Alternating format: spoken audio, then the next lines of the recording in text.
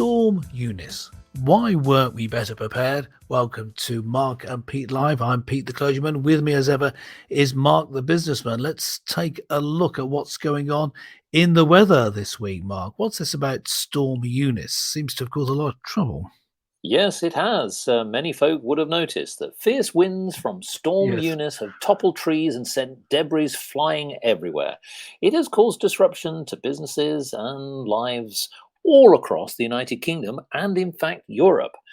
So there are some serious sides to this. People have died. But what really we want to get to is why were we not better prepared? It seems that like some of the extreme events in weather seems to be continuing. We have wind, rain, temperature changes, etc. It all seems to be elements of surprise. Whether the weather is cold or warm, climate change is now going down a storm. Disruption to the public has become the norm, and braving the elements is a new art form. Clergyman Pete, I ask you, what are you doing to prepare for these extreme weather conditions?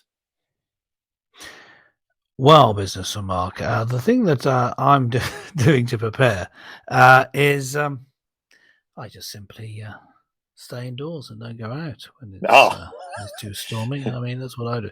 But I live in an area on the west of England where they're used to there being stormy weather. I live on the banks of the Mersey, and right on the corner of the estuary in New Brighton, there are storm defences. If you walk out onto the road that goes along the coast, the prom, between the shops and restaurants and such like, and the prom, which goes down to the sea and the river, there's a large concrete wall with a thick, several meters thick concrete gate, which is swung open, which can be swung shut at these times. So there are preparations in place. It's expected that you're going to get occasionally an incursion of water due to storms.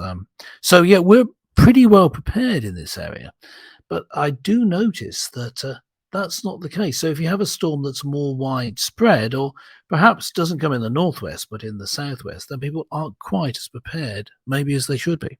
no. Well, what we've seen is 122 miles per hour gusts actually hitting right across the coast of the south of England and many other parts of Europe as well, and particularly the Isle of Wight. Now, what's interesting is that this has set a provisional record. Yes, there is more to come. So many meteorologists are saying, well, you might think that that's bad. Yes, this is going to continue. But what we really are puzzled by is that whilst we know that this will cause disruption, hundreds of thousands of homes are often without power for many days and even weeks, especially in the remote parts of the world. And what I want to take here is a little bit of a lesson from other parts of the world. So I know that, say, for example, in our United States of America land that we all know and love, now they are very used to extreme weathers. But what's interesting is if I take one example, is Boston in the United States.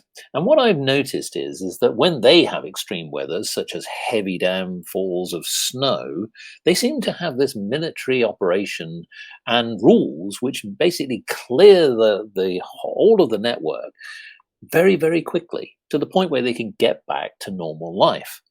So they're all set up. Why is Britain always in a situation when they have extreme weather such as this, you have complete disruption? So, Clergyman Pete, I ask you, should the government be rethinking its strategy to help people get back to normality? Mm.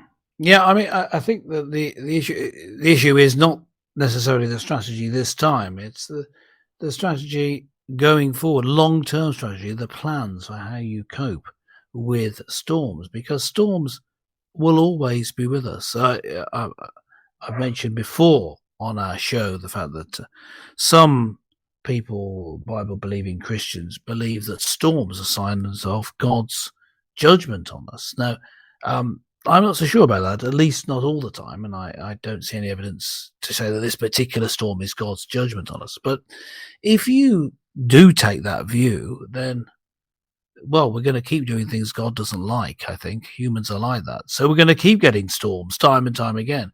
And just looking from a scientific angle, storms will always be with us. They're going to keep coming back. So what you ought to have is a strategy in place to have different ways of doing things, backups, Yes. different ways to get energy should there be a cut off from the grid, from the national grid. Different ways to have transport, and when the roads are down, different. There should be ways for emergency services to just swing into action and keep the country going. And other countries seem to be able to do this, but Britain seems to go for to go da da da da da da. Da. This is my impression of the leaders of the country. La la la la la. Oh, whoops! There's a storm. Help! La la la la la. There's no learning from the crisis. But if you ask me, what should they do now? Well, I mean, I think that the thing is now there's more storms on the way, possibly. But Yes. once you're in that sort of pattern, it's difficult. I mean, you can't just throw money at it. What you needed was an improvement in the whole, I suppose you might call it, infrastructure of defences against bad weather. Well, that's true. But what I will say is this: hundreds of millions of pounds estimated to date are basically being incurred as a result of these extreme weathers. Now, I ask Yes, you, yes. Clergyman Pete, because, for example, the St Thomas's Church in Wells has been affected. Its spire has been blown off. So, Yep. what about insurance? So, this is going to be another real hit to the Well, pocket, it's one of isn't it? Both those. for businesses and for people. Yes, it's one of those paradoxical things. Almost certainly, in insurance parlance, the spire being knocked off a church was regarded as an act of God. Yes. Well, what else do you expect to happen in a church? But an act of God simply means, in that case, something that couldn't be predicted, and therefore, you can't be expected to have seen it happen. Act of God often isn't insured against, although sometimes insurance just covers anything. Now, the issue here is this: that if you can't prevent something, some insurers will simply pay up, and in churches that's normally the case. The biggest insurer of churches is ecclesiastical. Referring to bishop-led churches, referring to churches rather, ecclesiastical, usually to bishop-led churches, but it just means a church insurance, and they're expecting you to run something as if there will be acts of God. Now, what's going to happen though with insurance payouts is there are going to be some huge payouts, but there are going to be some huge losses. With I believe insurers saying, no, we didn't include this in your insurance. Read the small print. It's an act of God. Yes. Yes, well, I think that one of the pieces of advice is that the weather conditions are going to get more extreme, and it is predicted that there is going to be bad weather. And we've seen that people have sadly suffered quite seriously with injuries and even deaths. So if you do not need to go out, it is best to stay at home and read the small print on your insurance policy. That might be a safer way of handling things. Yes, Clergyman Pete, any concluding thoughts? Well, the concluding remark, just as we finish here, I think there's two sides of our response to this. One is, we do need to be better prepared. I talked about the storm defences here in Merseyside. There are ways to make your towns, your houses, your environment relatively stormproof.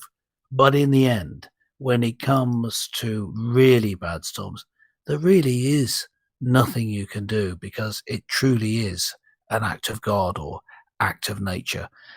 Bad things, I'm just going to close with this thought: bad things happen even to good people. Sorry, that's where we're leaving it on that cheerful thought. Do get in touch with us. Leave a comment below the video or next to the podcast, and we'll catch you next time. Bye for now, and watch out for the weather.